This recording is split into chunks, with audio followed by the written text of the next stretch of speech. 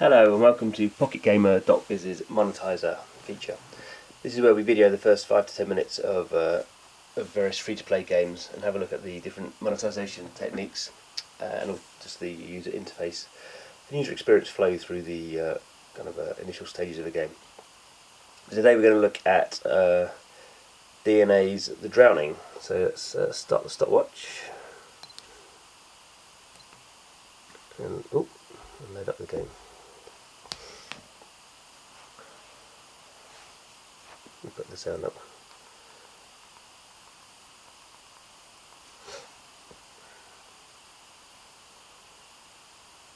I was beginning to fear the world would never end.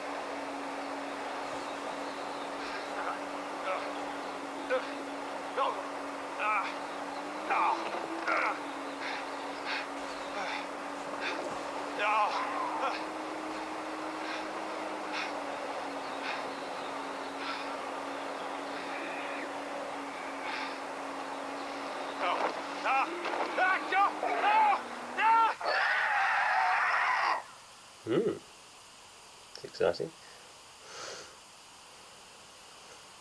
So obviously this is designed to be a cinematic experience, so it's not often you get that kind of level of cutscene at the start of a game, but let's try and do something a little bit different here.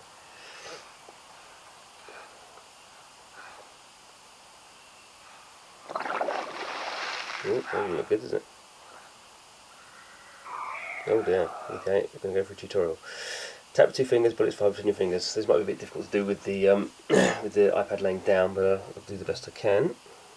Oh, he died easy, didn't he? It's not as easy as that.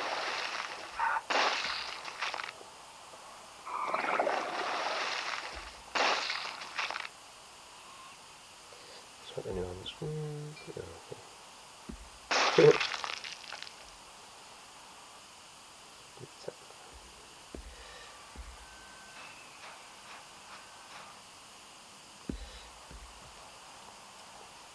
There we go.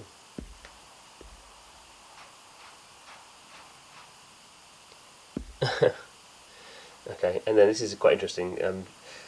So we've got this gesture-based controls that we've just learnt. This is what the game was designed to be used with. This is kind of part of the innovation that the team wanted to kind of create with a obviously first-person shooters are not easy to do on a touch screen, and they didn't want to do twin sticks, which are generally not very good, or certainly purist. They don't give a very good solution, but they in prolonged testing they kind of realised that some people just like virtual stick controls. So they spent a lot of time on this kind of tutorial process. Whether this is enough time for people to really understand, obviously you can switch back at any time. But anyway, that's the learning from here. We'll stick with this one, I think. Okay, that's pretty good. These are going to let it die so easy in the real game. Oh. Okay. That's exciting. So straight into the game. I'm getting a good feeling about this. Okay, so alright. Well, I think I had him covered there, but there we go.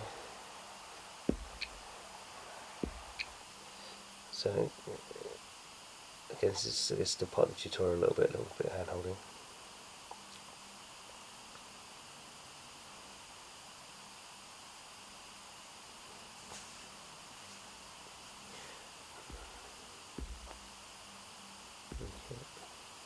No, it's no music.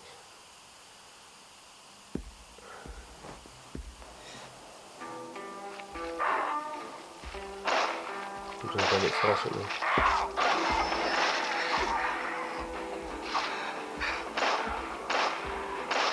Reload.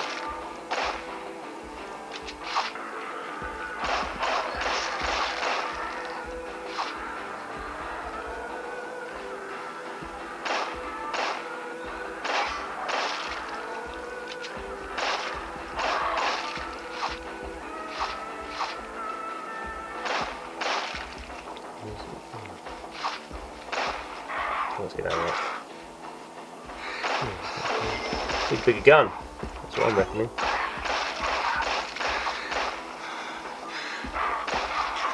swiping is a bit difficult to do, isn't it? Oh, that's a die.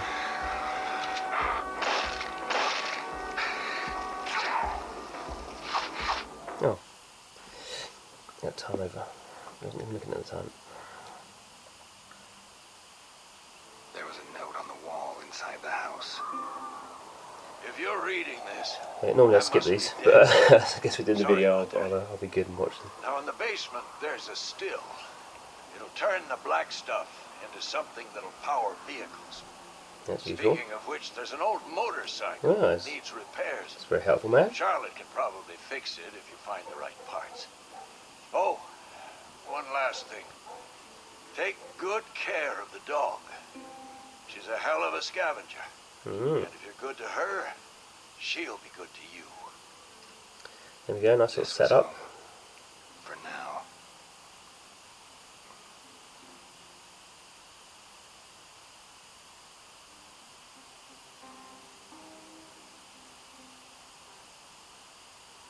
Okay.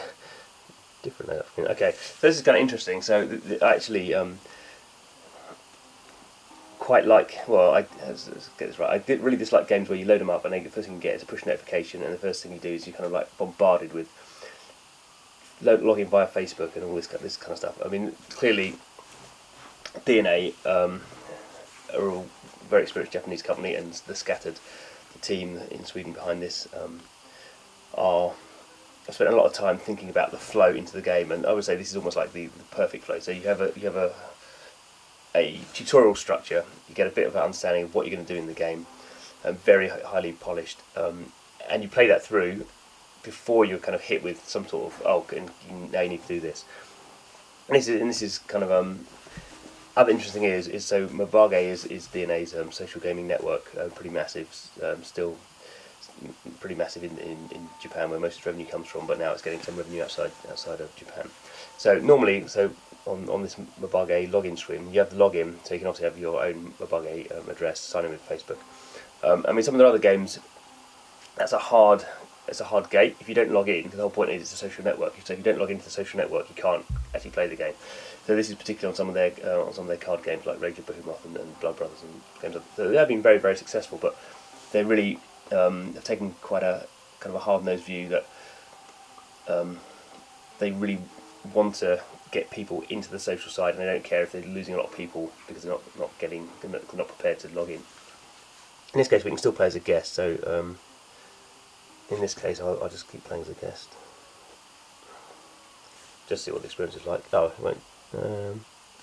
Okay, so it's detected that I've got a Mobage account. You're not going to link this game. Give me a minute. That's fine, I'll do that again, can I? So we're about 7 minutes in. But I've been waffling on a bit, so probably the first 5 minutes we've had. So now we're into the game proper. Okay. So as the man said, we've got this motorcycle system. So this is quite interesting. So we've been playing the game, we've been killing monsters, we're feeling kind of good about the whole thing. This is quite an abstract kind of type of screen. I mean, at the moment it's good because it's pretty obvious what we need to do. There's that flashing. I mean, we can have a look, see what we've got to do with these parts. So the whole point about the drowning is it's all about kind of collecting parts. Everything's broken in as well, so you need to go around, find a tyre, which should. So on a map, it'll go. Presumably that's where I am. That's where the tyre is. So you can find this location. So actually this location is in various kind of mission structures. So there's a home base, an attacking defender, or the beach. So so basically what we're going to be doing is going around kind of trying to collect these type of things. So we've got 2 of them. This is showing the rarity of the value.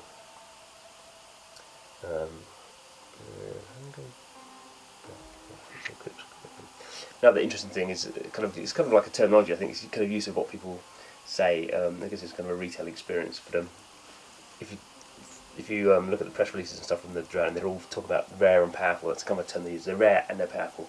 I guess that's quite a good monetization thing. You don't want to be spending a lot of time looking for things that are common and not very good. So these are going to.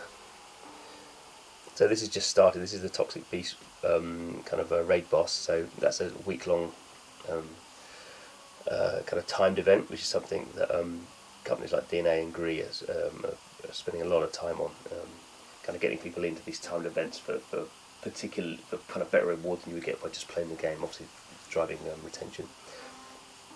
Okay, in terms of like kind of store, it's worth having a quick look at this. So we haven't really gone into this, but from what I know, so we have this is like the black stuff, isn't it? We've got a fuel can. This is ammunition. Some sort of health system. Oh, that's a fuel, isn't it? That's a fuel can. So to do anywhere, we need this kind of we can convert that to that. One of those fills that up. We've got gold as a hard currency. Let's have a quick look and see what we've got in a store. Okay, so the black is used for crafting, upgrading weapons. Gas is used for travelling. Flares for better rewards. And that's the only items. Oh no, okay. So more flares. So we're buying with gold. Let's see how much gold costs. Okay. So, okay, yes, I haven't got any gold. Get more. So this is could be argued as a fairly abstract store experience. I think it could suggest a bit more work needs to be done on this store experience. Let's take a screenshot of that. That would be useful. Oh no, I don't do that. Okay, no. Okay. So, pretty standard. So, yeah, okay. So what's interesting here actually is so this is the cheapest one, 99 cents, gives us 100 gold. Obviously, this is fairly standard to have a range of 6 kind of price points, with 2 less than $10, and then one at 30, one at 50, and one at $100. You can see you get 100. And obviously the monetization kind of technique is how you what looks like yeah. So if you spend $1, you get 100 gold. Here, if you spend $100, right? Sorry, the camera just went off there. So you're not really getting a kind of a vast kind of extra amount of kind of resource by spending the extra amount of money. But these kind of things obviously change over time. And I think obviously for the drowning, it's quite early in its deployment. It's only been out for a week now. It's always just worth looking at that, I think. So from the system, we've got a hard currency, and then we've got something that converts all the hard currency converts into different items. So that's something we can look at a later point in time.